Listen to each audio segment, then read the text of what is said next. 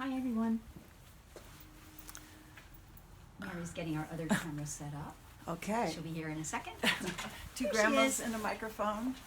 Number 10, right? All right, so 10. we are two grandmas and two microphones, so hopefully the sound will be so much better this We're week. hoping, and We're hoping. definitely appreciate your feedback.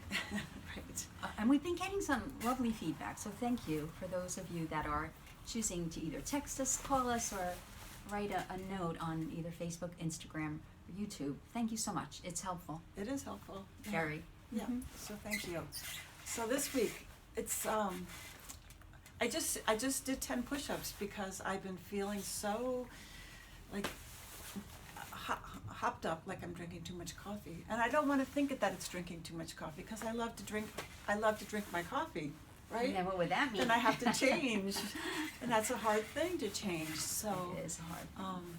Yeah, but maybe I'm gonna have to cut it out a little bit, but anyway. So I just did 10 push-ups to calm down and to get grounded, and that's super helpful. And so this week, I think I'm nesting.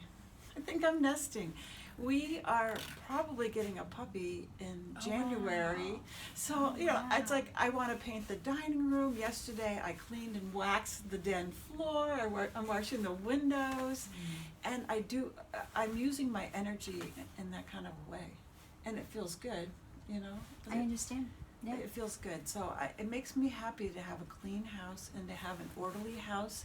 And I think during this time when everything is so chaotic, it gives me something to structure my day and to ground me. And Thomas's program, I have a developmentally delayed son, he's 31, and he's been going to a program, and the Department of Developmental Disability just shut that down until the middle of January.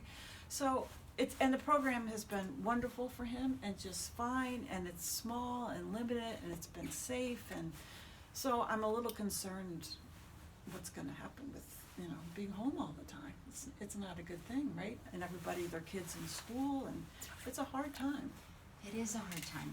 And it's interesting, we didn't talk about this, but I've also been doing things in my house, like getting things taken care of, like making sure my heater is working well, and my Right. fireplace, and my hot water, all of those things that I Right. was putting off so it's funny that we didn't even talk about it, but I feel like maybe it's having control over the things we can have control over Yes, at this time right. when there's a lot we don't have control over. Right.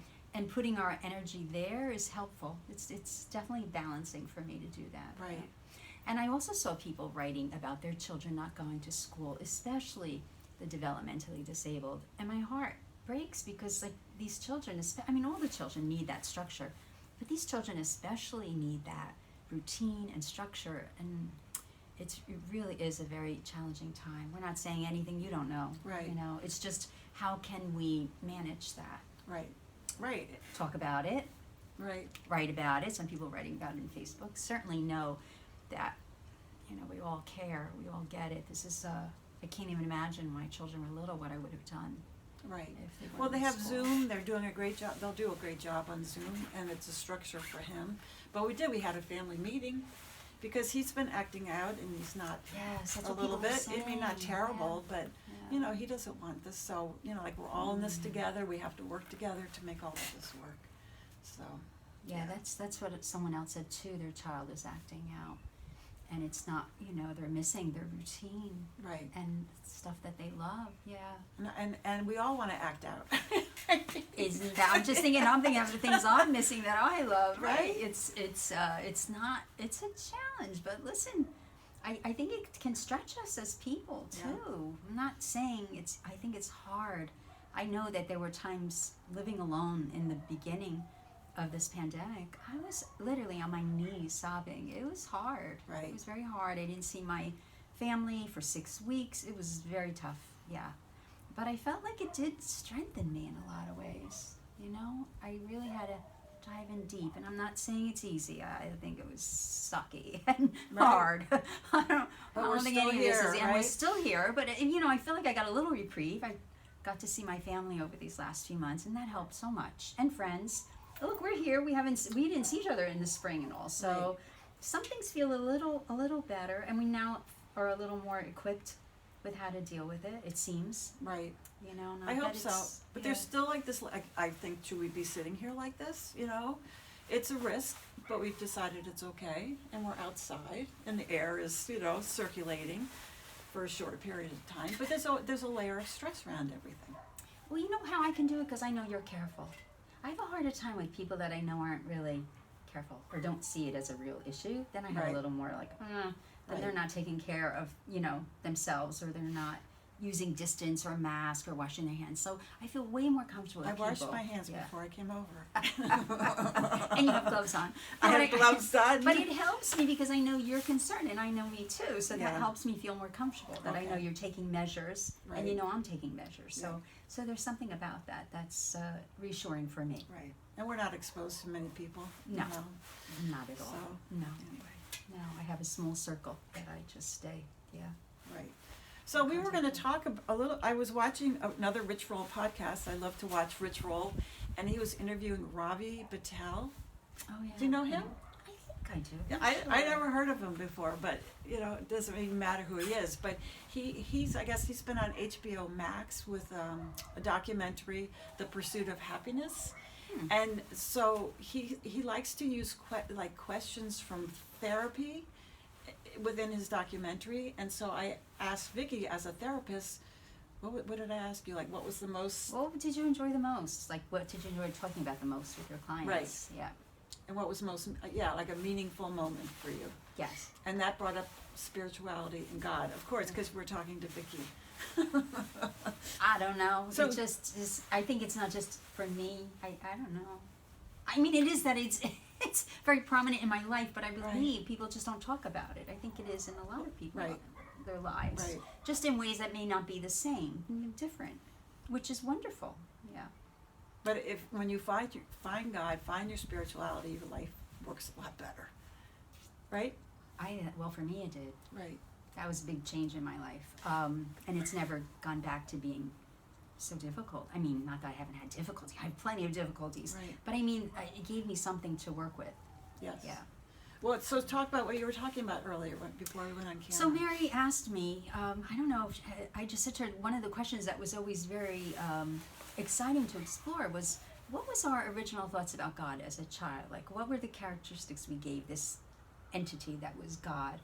And it's been studied, and it seems, and it was accurate in my experiences with people, that they would actually give God the characteristics of the adults or the authorities in their life as a child.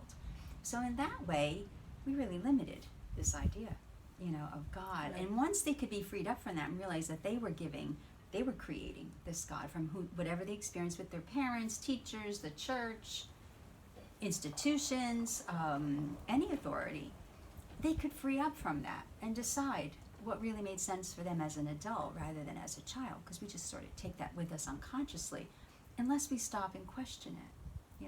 We talked a little last week about the idea that it could be different for everyone. That's the beauty of it. It just depends on your personality and what works for you. It's not like we all have to have the same idea about what our higher source is. Right. And I think that is a very freeing idea. So it's such an individual journey. So we can talk about our journey, but I'm encouraging everybody to have their own, have your own journey, have your own thoughts and your own time about thinking about it and creating what makes sense for you, not based on what some other being or person or religion or institution told you, Right. but what really makes sense to you. Right, because growing up, I was raised Catholic, went to Catholic school with those crazy nuns. It was terrifying, it was terrifying. And I can remember, that. this sounds crazy, but you weren't supposed to eat like 3 hours before communion. And as a kid, I was terrified to swallow my phlegm, thinking that it's like, oh my God, I shouldn't be having, and where do you get those kind of thoughts? I don't know. Somebody must have put something in my head. But, I was a frightened little kid for years. So then how in the world would we ever get close with this thing called God if we're terrified of this thing called God? It's so opposite from what I believe Right. today, which is Right. the joy of it all, the resources, the support, the love that comes from love. So how would I get close with this being that I'm terrified of? Right. I mean, it would be impossible Right. to have a personal relationship with this Right. source of love. Well, today I think is the source of love, because it wouldn't be love. It would be fear. it was very fear-based for me as a kid. Yeah. But So did that change? But on some level, I felt very spiritual and connected on some level, you know, like more to saints and to Mother Mary as opposed to God, I guess. Wasn't as fearful. Yeah, Mm. right. I mean, I would pray and all of that. So how did it change? I think having Thomas, once I had Thomas, and with so many problems, and wondering if he was going to live or die. You know, he was in the hospital for 13 months, came home in a ventilator. He had 11 surgeries the first year. I mean, how do I have a kid like that? You know, I drove a Volvo. I had a white picket fence. I had a golden retriever, and here I have this March of Dimes kid. You know, that was life changing. That's for sure. And that did bring me closer to God, because what else? I mean, I had to rely on something to get me through. Mm. Yeah. So, and then just the journey of hanging out with people like Vicki and my church, and that has been very helpful too. Yeah. How did you switch though when you had Thomas? How did that shift? Do you know what I mean? Like, I know you had so much to deal with, but how did you approach this God who you might be fearful of? You know what I mean? Like, how did that help? I don't think at that point I was so fearful. Okay. I can just remember one night Thomas was at Children's Hospital in Philadelphia for 13 months, and I was sitting in the hall. For some reason, I was there by myself that night, and I was waiting to see if he was going to be okay before I could go home, and I'm just sitting in the hall thinking, God, if you have to take him, please take him, you know, because it's not fair to us, it's not fair to him. What kind of life is he having, you know? But he survived that night, and now he's 31.